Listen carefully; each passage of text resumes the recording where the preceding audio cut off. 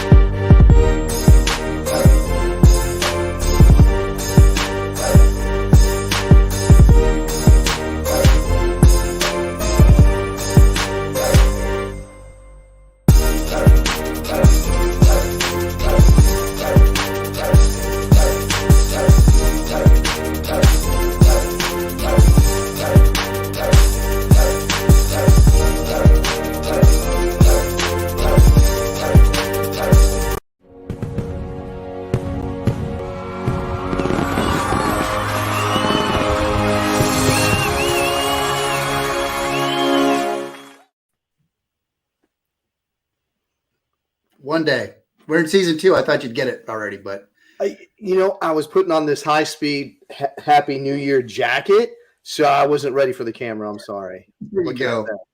It looks good. It looks like what do you got a tie on for? What do you got that? What's going on, man? What do you got that? I got the tie on because after this, I've got the Bunker Labs Veteran in Residence kickoff for 22 Alpha, and I'm part of the DC chapter with Donnell Johns and some others. Isn't that virtual? No, it's in residence. That's okay. in the name. Well, I mean, today is it virtual? No, today is virtual, yes. Why are you wearing a tie? Because I wanted to match the pig. I know. But so how you been doing, man? It's been good. It's been a busy 2 weeks. I heard you guys had COVID case at your house. I've got Omicron. We got snowstorms here. It's going to hell in a handbasket. Yeah, it was a rough day before Christmas. So we had my oldest ended up having tested positive for COVID, and then my parents were driving up from South Carolina, and as soon as they got garage, I gave them the bad news. They dropped off the gifts, and then they hightailed it back to South Carolina. It was a very different Christmas. Let's just say that. Yeah, I'm telling you, everything's different now. But we got the comments coming in. I did get some good gifts, though. What'd you get? My parents got me this Spartan 6. Nice. So I'm going to hang it on the wall back there. Then the wife got me this. I'm going to show you this. This is pretty nice. This is real metal. I didn't realize we were kicking off with show and tell. I know. I'm going to show you my gifts because somebody was supposed to give me an A-Rod salute to suits. What happened to my suit for Christmas? What'd you do? Where it didn't show up? I'm trying to figure out why you had a whale fin on that American flag. Yeah. You can talk to the chief about that. He ordered it. Man, I'm excited about today. Kicking off season 2, episode 1 with Eric Brew, who told me he's my biggest fan. And I think I even have that written in a book somewhere. But this guy's I'm so excited to kick this off because we talk about the transition is easy, transformation. That's a mofro. That's where you get gummed up. And you want to talk about the specialist in this area, Eric Brew and the team over there are still serving veterans. They're absolutely amazing. They helped me through my own transition and transformation. And it's pretty awesome. So I'm honored that he's he's on our show, even though he started off in a shady kind of way coming into the military.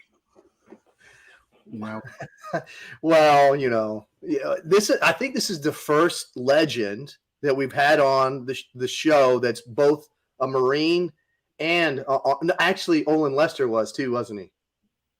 Was he? Was he a Marine too before he went into the Army? He was in first bat. Oh, okay. There was someone else. Like I said, this is the first. Eric's the first.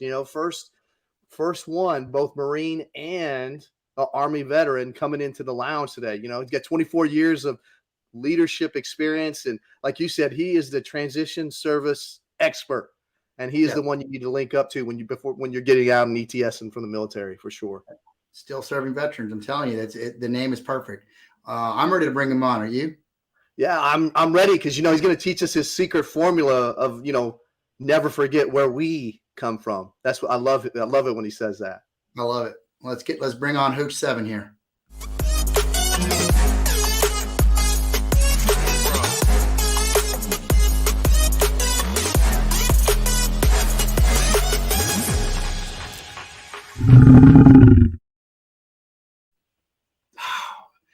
We even got a new system, new year, and it still puts James up there first. Dang it. Welcome, Eric. Welcome, brother. Thank you, gentlemen. I'm humbled and I'm honored to be here. I appreciate it. Oh man, anything for my biggest fan. He's not lying. He was like, I got to bring my biggest fan on here. Number one, we would have had you on a lot earlier, but your schedule's too busy, Eric. You got a busy schedule, man. Yeah. We were rocking and rolling through 2021. I'm gonna tell you right now, it was insane. I'm looking forward to an even more powerful 2022. I'm telling you, we got comments coming in. Who and did he spell that right? I don't know if Sergeant Major got we're that getting right. Close. Okay, try it again, Sergeant Major. That's the first time Marty's been able to put a sergeant major in check without getting smoked. And from a distance at that. Of course. He lives like 5 miles from me, so he's probably going to be knocking on my door here in a few minutes. So if I have to knock, Donnell's here. So welcome to the lounge, brother. How was your holidays before we get into the story? How were your holidays? Had some big events coming up, didn't you? Or that happened? Yeah. Man, the holidays were incredible. James, I'm so sorry to hear about your holiday, buddy. That's rough, man. I didn't have that experience. I had 6 of the 5 kids here. I mean, I got this big blended family. My oldest was the only one that was missing because he's active duty out at Riley and he's got a couple of kids, and so we just told him to hang out. It gets expensive flying. But had a whole bunch of family. We had about 15 people in the house, man, we had a great time. It was the first time we've hosted. In our modest little 3-bedroom home in Columbus, Georgia. But weather held out. It was beautiful down here. And then, the Georgia waited to turn bipolar until everybody left. That's the best. Same with my mom. They were up here from Florida and they left. And then right after they left, when I was like, well, I'm gonna put the snowblower away. It's been so mild. That's when we got this snow and ice everywhere and knocked down half my magnolia tree in the front yard. So I was telling James, I spent the past 2 days pulling tree and snow like a 1970s Marlboro man. So it's been pretty ugly up here. I'm glad we have internet for today's show. But I'm just glad you combed your hair.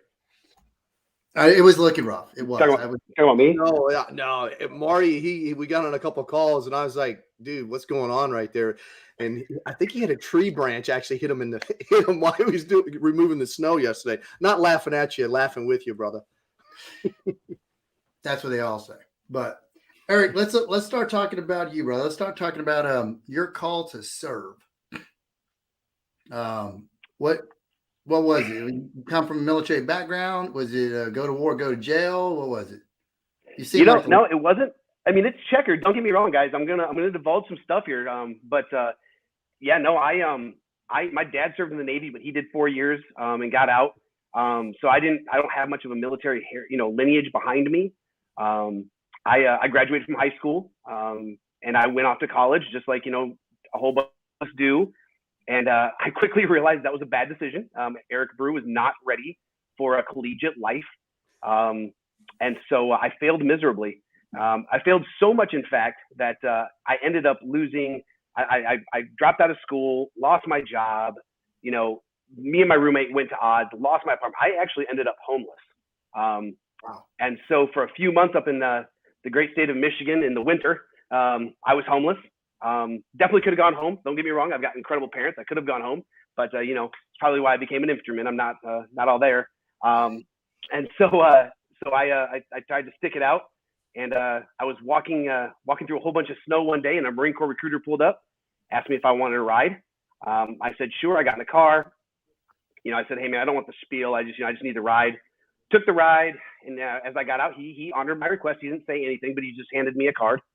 I got out and went inside to a friend's house. I was walking to a friend's house.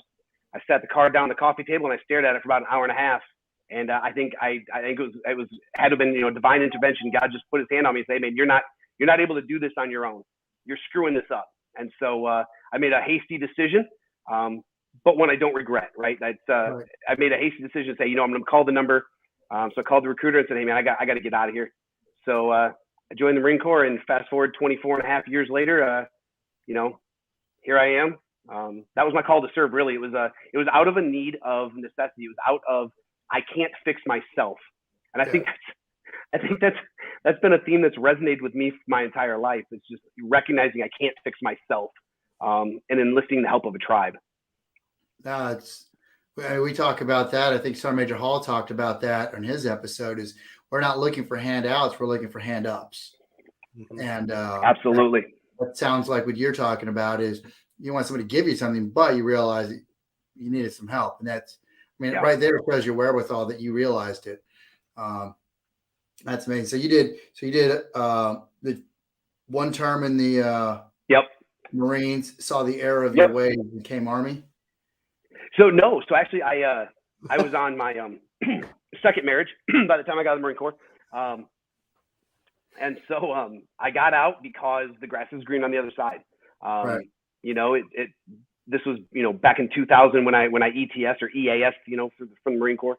And so there really wasn't anything going on. I wasn't having the fun I was promised. Right. And so I got out. And I thought, I'm going to make it. I've got a young family. I'm going to make it happen. I'm going to go out there and do great things, and I'm going to plans. And I ended up job hopping. I had 5 or 6 jobs inside the first year and a half. But shortly after I got out, 9/11 happened, and I was actually in the hospital with my then wife. She was pregnant with our next child at that point, and we were at the hospital, and she was laying on the ultrasound machine. I walked out in the waiting room to get a drink of water, and the TVs were just absolutely crowded around. And so I, like anyone else, like any other lemming, I kind of weaseled my way over there to see what was going on, what everybody was staring at, and I actually watched the second plane hit the towers. Wow. And I'm not from New York. I don't have any ties to New York, but I'm an American, and that hit me hard. So I walked back in the room. I looked at my ex-wife, and I said, I'm gonna step out. I need to make a phone call. I called, nobody answered, so I drove down to the Marine Corps recruiting station, and the Marine Corps recruiter looked at me and said, "Man, you're a quitter. We don't need you. Pound sand." Wow. And I said, "Okay." So I turned around, walked down the hallway to the Army recruiter, and at that point, I actually took the ASVAB again. I passed it this time, so I joined the Army. Now that's my joke to tell because I've done both, but yeah. So the Army took me, shipped me off, and here I am. Wow. So, is that how the mindset was with the Marine Corps back then? Is this is right? Like, I didn't know if you had one term that did one enlistment, they turned your back on you, kind of.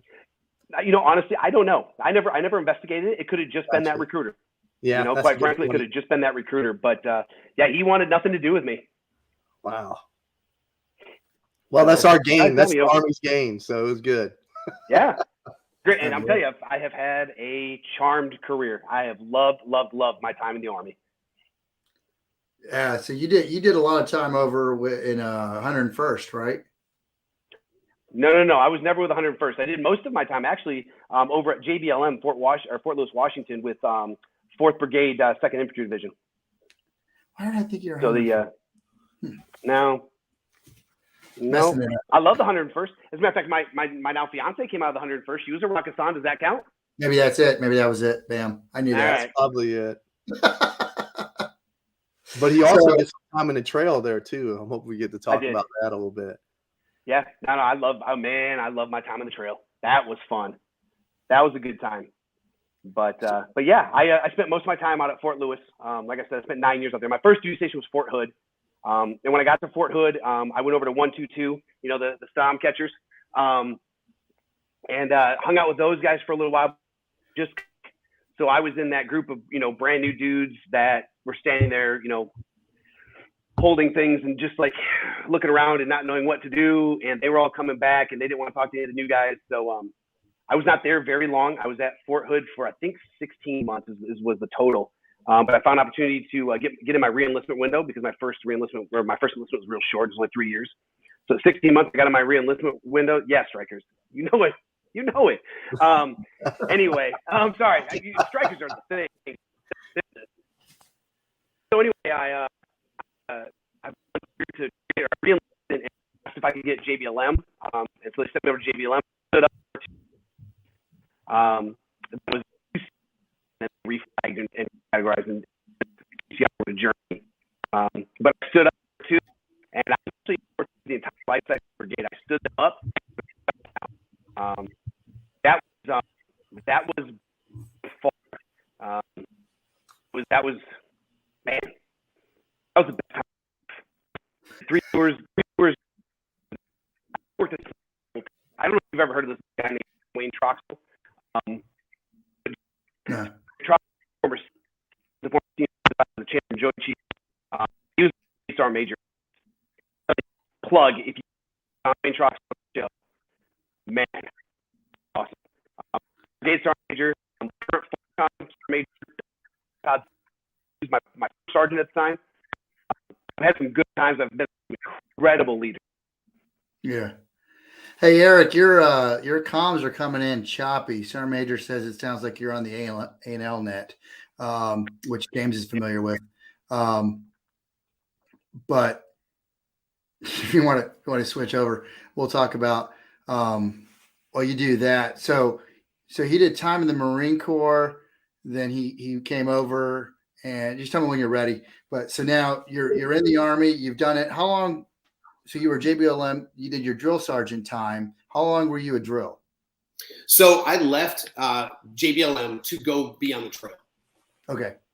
So after my 9 years at JBLM working for incredible human beings, I was a KD complete sergeant first class. So I had all my platoon sergeant time done.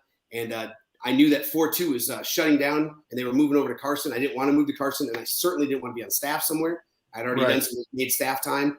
And so I volunteered for drill sergeant school as a KD complete sergeant first class.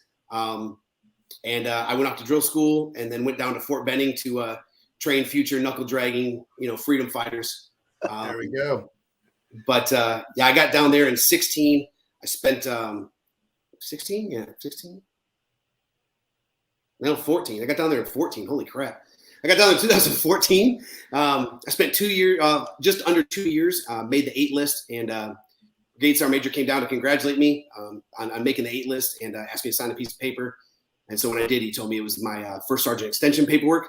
And so I ended up taking over my own company, the same company I was a drill sergeant. I took that company over as a first sergeant and spent another 2 years on Sand Hill. Yeah. So I got almost just about 4 years on Sand Hill total. So how common is that? It's not uncommon. Okay. It's not uncommon. There were about 3 of us. I think there were 3 of us. No, there were 2 of us in our battalion. I think there were 3 or 4 of us in the brigade that made the 8 list and then were asked to stay on as first sergeants. But it worked out beautifully. I mean, I went straight into KD time.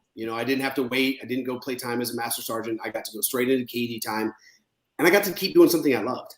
Right. Yeah. I mean, I found a niche for grooming and growing, and I think that's. I was always I always believed in coaching. I've been a youth sports coach for 20 plus years, but really getting your hands in and watching a kid. At that time it was 14 weeks, right? Basic training was 14, or OSA was 14 weeks, and so taking a kid from mama's couch and getting them ready for battle, in 14 weeks, that's a tall order. Right. But watching the transformation of young men and now women, right, going through that going through the OSIT, I don't know that there's anything other than maybe parenthood that's as rewarding. Right. And I think they're very similar, right? I remember very clearly once I was watching We Were Soldiers Once and Young, and there's a scene. I don't mean to dive off into a hole here, but there's a scene in that movie that really spoke to me. And Hal Moore walks into the hospital chapel where his young lieutenant has just become a father. The father's sitting up in the front. Hal Moore sits down with him, and the kid looks at him and he says, "Sir, how do you justify being a father and a soldier?" And Hal Moore very simply just says, I hope that being good at one makes me better at the other. Right. That may be paraphrasing. I may have my quote a little bit off, but no, it was just as there, right? that's what hit me, right? Like he never really delineated, because if you can figure out how to be a really good father, I think by default you become a good leader. You figure out how to be a good leader. It makes you a better father. Right. And so those things stuck with me. But I think what's key to that and what you're hitting on is it forces you to have to care about someone other than yourself. Absolutely. I mean, that's what's crucial of both, as a leader, as you're developing these privates through basic and doing the transformation. Yeah, you're in their face and doing stuff, but you're transforming them. It's and that's the secret formula. That's a lot of us never figure that out. They make it about me instead of we. So I mean, that's why. I mean, it's so apparent. Knowing the story now, as far as the drill sergeant time, how you were able to help all those, Army folks coming in and their transformation. So now I understand how you get it so well and how you continue to do that still now. Yeah, and that's the thing, right? Because we transition and we transform at all different points in life. It isn't just, out of the military, and it isn't just into the military. It's when your last kid leaves the house. It's, through a divorce or through a death in the family. Like, there's all kinds of transformations that you have to make throughout life. And so it really does create a place where you have to care for people, Right. I don't want to dive again. I don't want to dive on the wrong rabbit. I read a book once that says, love one another, right? And that's a big thing. But people like Sergeant Major, I mean, they hit me hard, right? I'll never forget when I pinned E5. The first thing he ever said to me with those beady blue eyes staring into my soul is he just looked at me and said, "Sergeant, don't ever forget where you came from." Yeah. He said, "Someday you're going to give an order to somebody, and they're going to have to obey it. And I want you to remember where you were standing when you had to receive orders." And I carried that like a mantra for the rest of my career. Probably a lot because I'm scared of Sergeant Troxel. But really, I mean, just the level of leadership that I've been able to be under. When I got out of the Army and I did my final little retirement thing, one of the things I wanted to make sure people understood is that I've stood on the shoulders of giants. I made a career out of surrounding myself with really two types of people: those that were better than me and those that were smarter than me. I believe that iron sharpens iron. And so, putting people around you that are better, I think it's vital to you as a leader. It's vital to empowering your people. And it's vital to building a team and building a team of teams. So. Right. Absolutely. So when you went from JBLM to drill sergeant, as you were going through, there's got to be some sort of transformation or some things where you had to switch your mindset a little bit, or was it just switch, you're done, I'm there? No, it really is. Drill sergeant school, I mean, it's vastly different now. And so anybody who's currently in drill sergeant school or just went through drill sergeant school, I know I'm an old guy, but it's different now. But when you went through drill sergeant school, right? I mean, I had to run around with a camelback on. Right, I had to be in buddy teams. I'm a sergeant first class. I've taken 2 platoons to combat. Right. I'm back in with my name on my camelback, running around everywhere like a private. So there's a great process within that schoolhouse of switching your mindset and making you understand those who you lead, because you become one of those who you lead again. Right. And I think the schoolhouse does an incredible job of creating that environment. When I went through, we had to, they gave us our modules for the week. And it could be anywhere from 3 to 7, 8 modules. And then they say, you're going to draw cards at the end of the week, and whichever one you get's the one you're going to pitch. You don't pitch all of them. Right. And so, but you never know which one you're going to pitch. Right. So for somebody who's been boomed a couple of times, memorization is not all that easy for me. Right. I tell the team at Still Serving Veterans all the time, you can only get blown up so many times before things stop working right. But that school was, I think I needed the challenge at that point. I'm sure you guys have both found yourselves in positions and times in your career where you kind of step back like, this is too easy.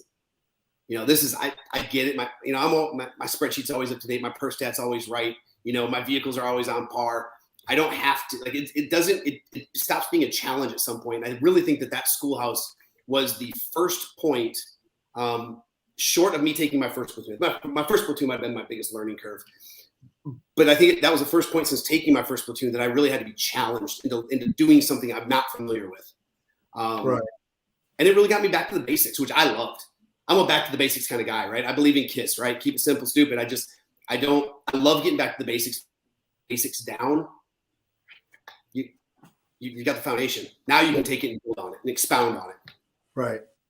I think what I'm hearing is that, so your unconditional love, and then by them, teleporting you back to where you are a basic boot and having to kind of go there as a leader. I think that, kind of fast forwarding a little bit, is why you're doing so well with still serving veterans, because you have this caring for the veterans, the transitioning veterans, and you've been there. Yeah. And so because you've already done that, you basically have relived those life lessons and just carried it with you in your rucksack as you transition now. Well, not rucksack, probably a briefcase knowing you or something like that. Something fancy. I'm still carrying He's talking about himself. He's the one wearing the tie. You're the one wearing the tie. That schoolhouse also, I think the biggest thing it did for me, though, I think, is it reminded me why I love the Army. I think it reminded me why I love serving. It reminded me why I loved coaching. It reminded me why I loved grooming. It brought it all back to me. And the time on the trail, when I left the trail and I did my change of responsibility, my commander is a really good friend of mine. He's a stats guy, right? So he had done all the numbers. And man, in almost 4 years, it was well over like 1,300 soldiers that had come through. And that sphere of influence, and I think that was the thing that I tried to push onto all my drill sergeants is, the sphere of influence that you have there's nothing like it. You're not going to find another place like this in the You're not going to find another place where you touch so many lives in such a short span of time. So take it seriously. Right. Take it seriously. These kids are going to be carrying bullets, so take it serious. I mean, I still remember my drill. Oh, sorry. Go ahead, Marty. No, because I still remember my drill sergeants from 1992. I still remember the 3 drill sergeants and things that they would tell us and say. And I carried those lessons with me, as I continued on, even as an officer, because it's the same thing. And as an officer, when we go to our basic course, we still remember what those NCOs that were there with the officers taught us. And so it was pretty interesting, because you do have an impact. So be careful what you do. Absolutely. Sorry, James. Go ahead, James. Yeah. Treat that impact with respect, right? Yes, sir. Sir. Yeah, I mean, that's one thing that I never had the opportunity to be a drill sergeant. The closest thing that I was able to do was OCS instructor and then ROTC. So I couldn't imagine just the impact that a drill sergeant has. Unlike Marty, I went in 97. So, just saying, Marty's a little bit older than me. Anyway, just had to bring that up. What are you going to do? But so your decision to get out of the military, how was that hard? To say I'm done, or was it just kind of, I'm not having fun, it's time to hang it up? Because we all kind of figure out that point. There's a lot I learned as a first sergeant, right? I had a basic training company, and then I went over to 3rd ID and on Fort Benning, and took over a line company and took them to Afghanistan. Came back and was given an HHC and vomited in my mouth a little bit, because that's a monster. But I think it was, Marty. I think it was that point where I woke up and I was I was staring down the barrel of the Sergeant Major's Academy. I was eligible. This is my first year eligible. I got promoted to Sergeant First Class at first look. I got promoted to First Sergeant, Master Sergeant at first look. And so I'm staring down the double barrel of the E9 list and Major's Academy, and understanding the time commitment that was involved. I didn't think I had the go to be and it's not that there's anything wrong with the Army or serving, but I guess it was to be at that level. Right. As a first sergeant, I was still able to go work out with my dudes, and I knew them intimately, and I didn't want to get to that point where I had become detached. Right. I've worked with some great sergeant majors, and I wish I had what they had to stay attached. Right. Some of the guys I've worked for, like I've watched them stay attached to the junior enlisted and the junior officer and the sergeant major that's always in there. And I was terrified that wasn't going to be the thing for me. And I wasn't about to ruin somebody else's, time because I couldn't, I was too detached and I couldn't stay attached. So I called it quits. I timed it right. I got my retirement packet back approved from HQDA about a month before the 9 list convened. And so when the 9 list convened, they saw my retirement packet in there. Nobody ever bothered me. And I was able to start my transition. Wow. Right. No, so I think, we get to that spot, there's, and some of it's fleeting thoughts, I think, I'm not having fun. One of my old platoon sergeants, I loved it. He used to have when Ranger Battalion, he had a laminated 4187 in the top flap of his ruck. And he's like, I've got this. When I'm not having fun, I'm ready to submit, That's awesome. Well, I think that says a lot about you, Eric, as a person too. You're like, look, I just don't have the bandwidth. I don't have the drive anymore to do what I know needs to happen, what I expect of myself. So, I think it says a lot about you as a person. You did a self-assessment and said, I just don't have what those, what I need to give. So, that says a lot. And honestly, James, I may have had it, but I was terrified I wasn't going to be able to use it. Gotcha. Right. I was terrified that I was going to want this drive and this go. And when I took that HHC, man, I was 327 little bubbas and bubettes running around.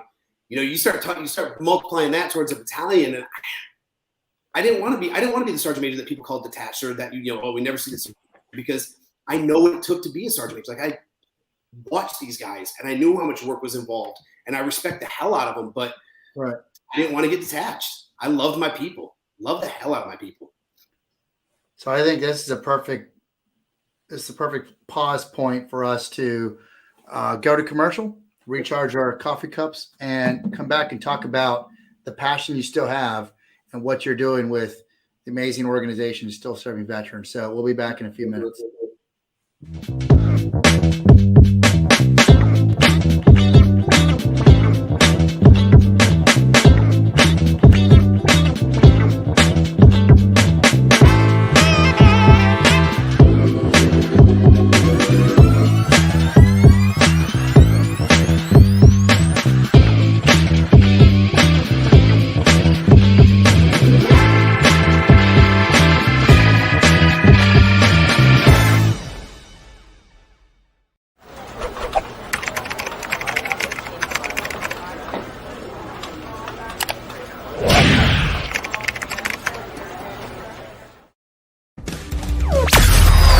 You're watching the Lounge with Legends TV show with your hosts, Marty Martinez and James A. Feltz.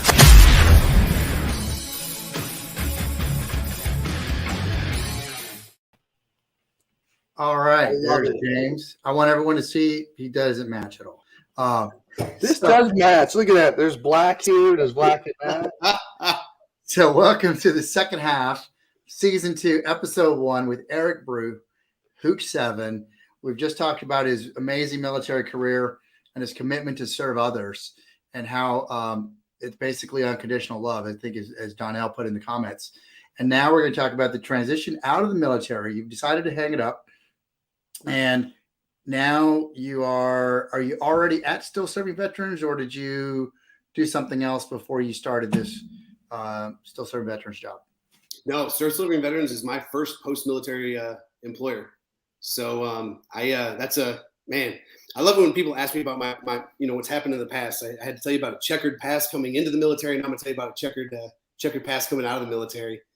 No, I stumbled upon Still Serving Veterans at one of my darkest points in my life. And so, I like I told you guys, before the break, I dropped my packet and, got it approved right before the 9 board convened. And that really kind of started this mentality of arrogance and ignorance. And I think those two things are a dangerous combination, but I suffered from both of them at the time. I've got a plan. I know what I need. I got this. I'm just going to kind of roll with it. No big deal. And so I had a knee surgery. I'll kind of go back to that point. I'd had a knee surgery, just like everybody else, right? I got to get things fixed before I get out.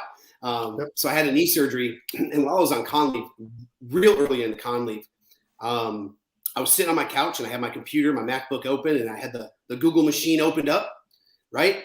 And I sat there and stared at it.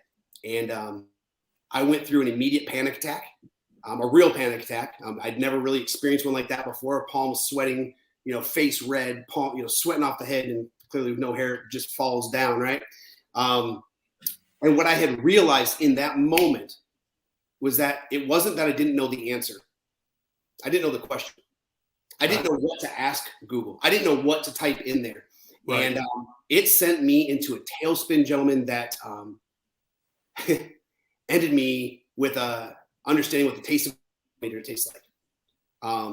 Because I couldn't figure out, I went into this tailspin where I was like, I'm a father, I'm a grandfather, I'm an MRT level 2, I'm a first sergeant, I've done all these things. Why can't I figure this thing out? I should have had this. I thought I had this. Why am I failing? And so that put me on the phone with a military one source emergency counselor. And I won't say her name, but I hope to God she is doing well, because that woman is a godsend. But I got myself into some counseling, and I got myself cleared up. I'm a firm believer that taking care of your mental health is important, right? I wouldn't go into combat and not touch my weapon for a year, right? I'm going to do PMCS on it. I'm going to clean it. I'm going to maintain it. I'm going to do what I got to do. And our brains, our emotions, our feelings, they're some of the most powerful weapons we have. And if you don't maintain them, right, it can do damage real fast. Right. But that woman saved my life, and I happened to call a buddy of mine, and I kind of shared the story with him. And he says, "Why don't you go talk to still serving veterans?" I had no idea who they were. So I got the address. They happened to be not far from me, so I drove over. And I met Charlie. I was on crutches, big knee, big brace from my ankle to my hip. And I went in there, and Dory Pelly was the first one I saw, and connected with her immediately. I mean, Dory's one of the best people in the entire world. But Dory sent me with Jeremy Ellis, who was the site manager at the time. He was the counselor at the time. And so we started working on a resume, and we started going through the process, which, by the way, was very different then than it is now. But we started going through the process, and unbeknownst to me, Dory went behind my back and went over to Charlie Livings, the director over there. And she said, you got to talk to this guy. Like, don't let this guy do without talking to him. And so Charlie came in and grabbed me, and he says, "Hey, let Jeremy work on the resume. You come with me." And about 3.5 minutes into the conversation with Charlie, I quickly realized I was in an interview of sorts.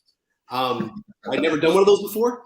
So I was like, he's asking me a lot of really interesting questions. So we had a great conversation. I think we talked for 45 minutes, an hour. Great conversation. And this is kind of how it went. Charlie asked me to volunteer, asked me if I'd be interested in volunteering, because I said, "What can I do?" Right?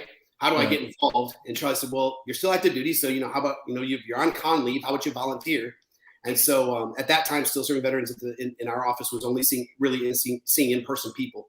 And so I schlepped coffee and water to the folks that were coming in, and, kind of helped out on phone calls and did a little bit of this and a little bit of that. And as I got closer to the availability for a CSP internship, Charlie and I wrote up an independent CSP and produced it to the Fort Benning transition team, and they helped me finalize it, get it approved. And so I did a 3-month internship with still serving veterans as a counselor, and where I was being actually trained on the employment stuff, because I'd be able to coach. Employment's tough. Like, there's a lot of stuff to learn.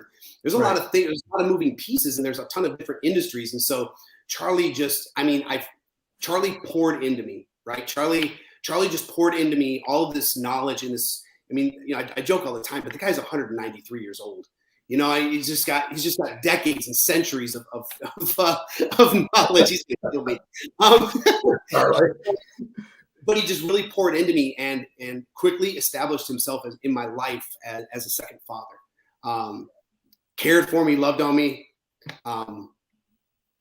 Yeah, I love that old guy. Anyway, he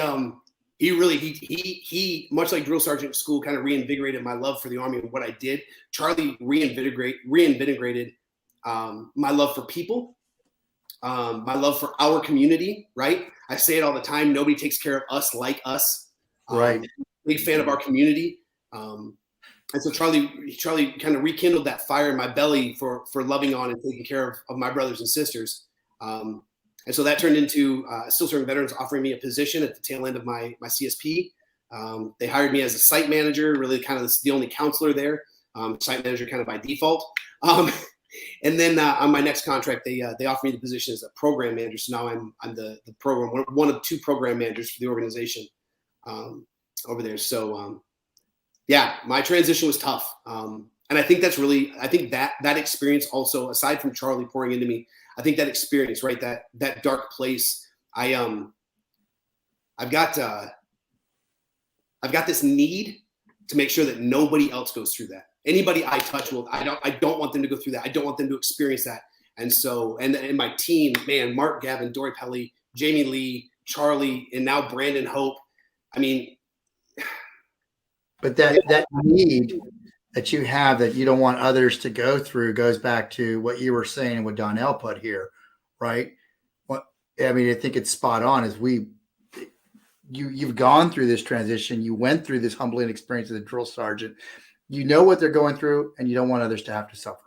Yep. Why should they needlessly have to go through this and struggle? And I think that comes out. And James, I don't know if you know or the others that are watching, but when I started in earnest my retirement, it was March 17th, 2020, which was like when everything shut down because of COVID. And that was my, well, what are the Duke boys going to do now moment. And so I had done a couple with other organizations that I won't name, but it was kind of like, it was cookie cutter. Right. And I paid for some of them too, which I know they say don't ever pay, but I did because it was executive coaching. And so I'm like, okay. And so it was executive PowerPoint is what it was.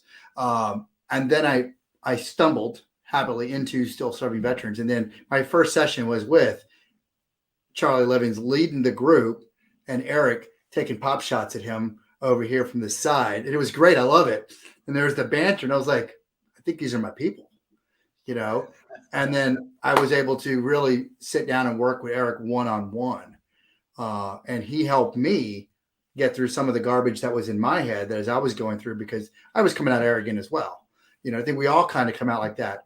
I think Mike Quinn talks about some of these things where people come out. I wasn't this bad, but he talks about when people come out and like, well, I was a colonel. I should easily be the CEO of Apple or something ridiculous like that. And then you look at the other side where we need people like Eric to go, well, you wouldn't take that person with an MBA and have them lead your battalion in combat, would you? No. Then why the hell would it go the other way around, dude? Correct. You know? So I just Eric, I just like how you can relate. You know, that's how you related to Marty so well, is because, you know, the power of story. You actually were in that place. You know, you can have empathy for someone because you say, hey, you're talking about me. You know, so when you're looking at the person probably across from you, you're saying that's me sitting in that chair. That's just a powerful message. And, you know, I'm sorry that you had to look across at Marty, but, you know, I apologize for him. But you know, I'll tell you, though, and this is just not because you're on the show today, but I'm telling you, Marty has a very, very high regards for you. And we've talked about it a lot, actually. So just, you know, we appreciate what you're doing because you're still serving, and it's amazing the power. Because I think you're probably affecting more lives now at this point than maybe even when you were doing drill sergeant. You know, dude, it's so humbling. Before we got on, I was like, I wonder how many. So I went into my database and I counted. You know, I didn't count individually because I was still a Marine first, but I used the spreadsheet to count for me. I've written over 3,000 resumes. Wow. Yeah, to include mine. It's coaching and pouring into people. And I will always and forever, no matter where I land, no matter what's next, no matter what steps I take, I will always remember Charlie and how he poured into me. And that's right. That's the fire in the belly that we have to carry forward when we talk to other people. It's just pour into them. And, you know, and not all of us are the same. I mean, every career is different. Every transition is different. Every family dynamic is different. Every hope and dream is different. we're all unique as we go through our transition. There's no cookie cutter answer. Right. And so the team and I talk all the time about, we have to meet our brothers and sisters where they are.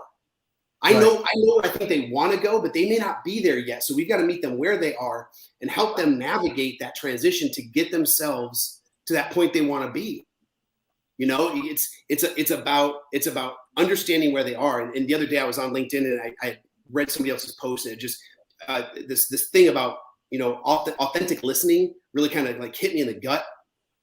And I think that's what it takes. It takes like an authentic, earnest effort to listen to someone to tell me where they are.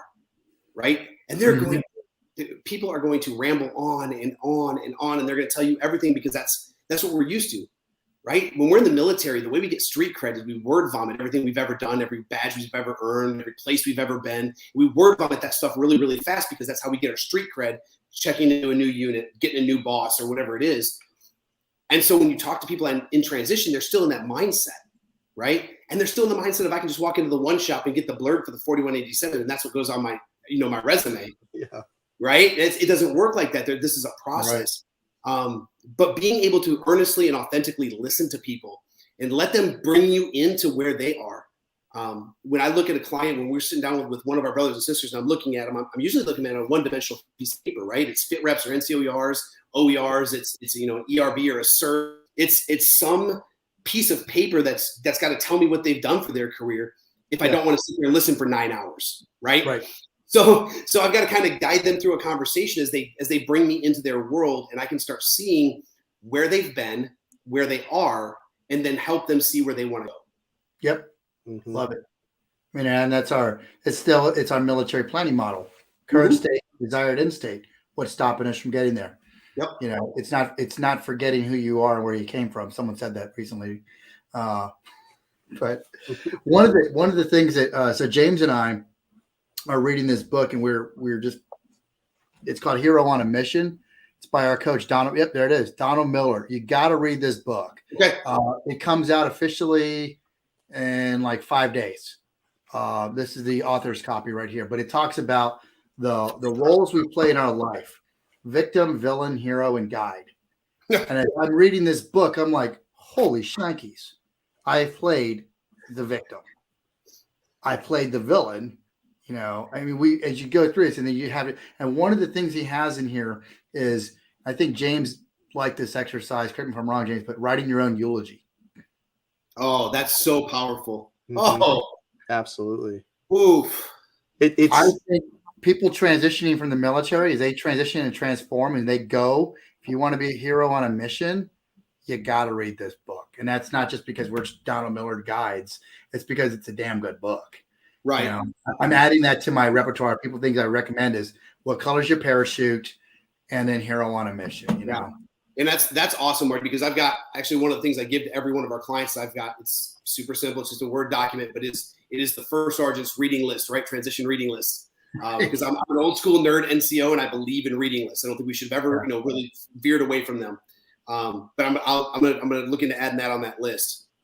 Now let me know. We'll hook you up with all the behind the scenes stuff. We'll do that for the Eric Brew special.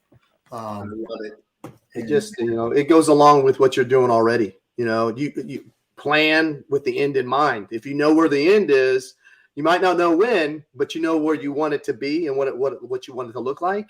It's the same as this. It gives you meaning, task and purpose and meaning. Yep. Right. I think that's really powerful too, even for folks that don't know where they want to land. I tell people all the time, if you can't see the forest through the trees, cut some trees down. Okay, let's thin out the herd a little bit, right? Let's look at this problem, because if when we graduated high school, the world was our oyster. Right. Separating from the military is not a lot different. I can do anything. I mean, how many people have just, I'm a program manager, I'm a project manager, I'm an HR representative, I've done it all. Yes, you have, but what do you want to do? Right. Right. What do you want to be when you grow up? That's my favorite question to ask. What do you want to be when you grow up? Yep. I mean, that was James and I, we joke about why we started Joint Task Force 214, and we were literally on Sicily drop zone, waiting for the cattle cars to come. It's like, dude, this is great. But, one day Peter Pan's got to grow up. What are we going to do when we grow up? Ha ha ha. Limped our broken asses off the drop zone, as paratroopers do. And then here we are 17 years later, my promotion, and going, bro, time's a ticking. We got to figure out what we're going to do when we grow up, because it's coming. And that's what we figured out, is we love working with veterans. Yeah. And so that was our niche. But you have to look internally to figure out what is it you want to do? What can you do so that you can tell people, I am a what, what are you? Right. And how do you help others, or what have you done? What are your skill sets? And then what are you known for? I often liken it to somebody standing, and if any people I've talked to already, they're going to have already heard this, right? But this is one of my favorite analogies about a transitioning service member is, I picture these guys and gals in the middle of an open field, right? They've got all this lumber, right?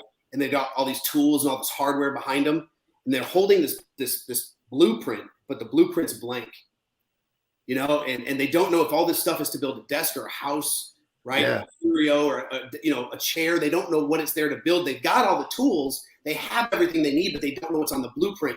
And so what I encourage people to do is get with as many mentors and peer coaches and start building perspective, because there is no FM, there is no ADRP for how to, for what you want to do, right? This is all on you. This is your choose your own adventure book.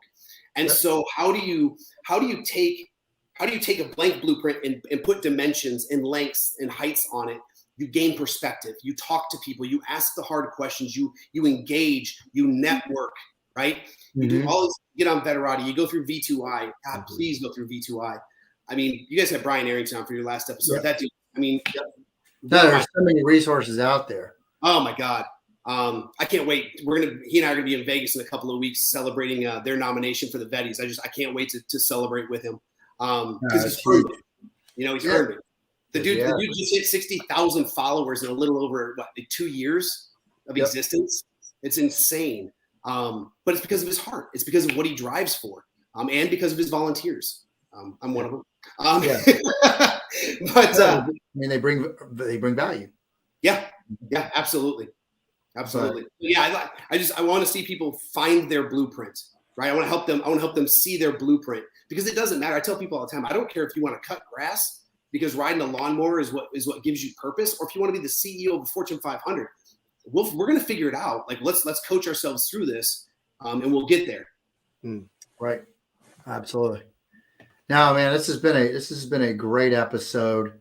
I absolutely love this. This has been a power episode, and I don't think we could have picked a better person to kicked off the season 2 in the new year than with Eric Brew, still serving veterans, because a lot of our veterans that are going there. I mean, if you think about why we started this show, is to celebrate veteran success and decrease that 22 suicides a day.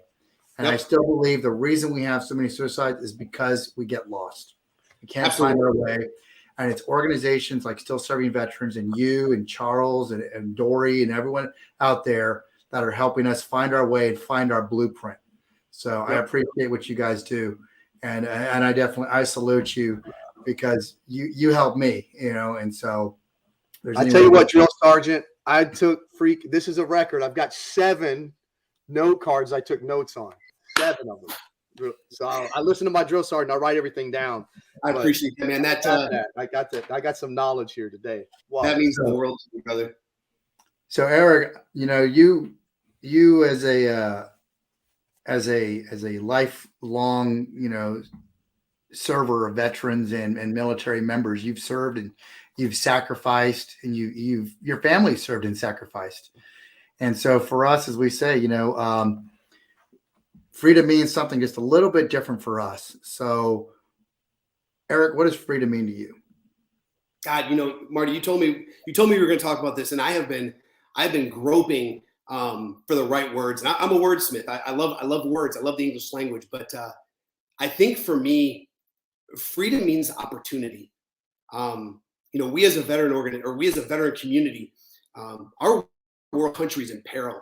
We're struggling with pandemics and differences in opinion and differences in ideology, and we're struggling because we're fighting each other, and there's a lot of pain, hurt, and turmoil in our country.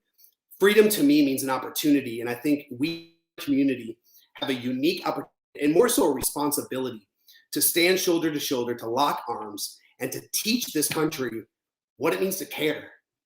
what it means to love, what it means to look out for somebody and to do something bigger than yourself, to put self aside and really dive into and pour into other people. So freedom to me, Marty, honestly, it's an opportunity. And I think we're given two things every day. We're given chances and we're given choices. And where we are tomorrow, where we end up tomorrow, is going to be a direct reflection of what choice we made with our chances. And so I guess my parting words here would be, I'm going to challenge my brothers and my sisters. When you're out at Walmart, when you're out at the restaurant, when you're engaging with the people of this country, love on people. Just love on people, man. Love on each other, love on people, take care of each other. And let's show a lesson, man. Let's model the behavior we expect out of our brothers and sisters in the civilian world. And let's do something right. We've got a cool opportunity. We've got a responsibility to do that. So that's what it means to me, bud. Oh, I love it, brother. I love the opportunity. And as we always talk about, it is easy to divide. It's hard to unite. And like you said, lock arms. So, the chances and choices. I love that. I'm sure Eric, I'm sure that James took that down so we can. That's the 8th card, man. I got the 8th card today. This is, you beat General McChrystal. We had 6 with him, and now I've got 8. I apologize, sir, but I had to go for 8. I know. Gosh. I tell you, it's just that shows you the power. Negativity is loud. People that are negative, they have the loud, small flashbang. It's the folks that are leading with gratitude and love that'll last the whole entire race. So this is a marathon. It is. It absolutely is. Love it. Well, thank you, sir. Thank you for helping us kick off the new year with being an amazing legend. You got us fired up. He's got 8 note cards. I think he only bought a pack of 10, so he's going to have to go order some more. 240. I'm good to go. I bought him a Big Chief tablet, one of the big fat pins. So, but thank you, Eric. Love you, brother. And thanks for all that you do for us and our veterans. I love you too, Marty. And thank you guys. I'm just super humbled to be here. I appreciate it. All right, brother. Blessed day. You. Wow. Man. It was great. I'm glad I wore this jacket. It was fired up just like Eric. I tell you, man, it just shows you the power of, love and gratitude. It just shows you. And as you listen to his story, it it just comes out throughout. And so he said some great things, mentors, leadership. I mean, just, man, what powerful. Sorry. I'm fired up a little bit. Sorry. Wow. It's hard not to be with Eric, and that's what he does. That's why I tried to book him when I was down at Fort Benning, and it took us 6 months because he's so busy. But he said Lounge with Legends is not big enough yet, but now we're good to go, so you come on in today. Just kidding, Eric. But, all right. Well, hey, next week we've got Donnie Boyven coming on the show, and so looking forward to that. Going to talk about his business networking conferences and all the things he's doing. Another Marine there. So it's going to be a good episode. So again, thanks for everybody tuning in with us and letting us know you guys are ready for season 2. So we'll see you. And James, thank you for your service, brother. Be legendary. Thank you. You've been watching the Lounge with Legends show, countering the narrative that veterans are all broken misfit toys.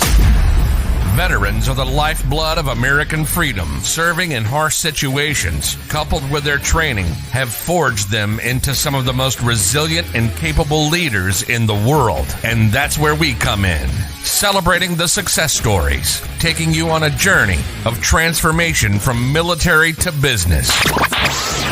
We hope you enjoyed the show, and we'll be back soon. But find us on Facebook at Lounge with Legend or at JTF214. Till next time.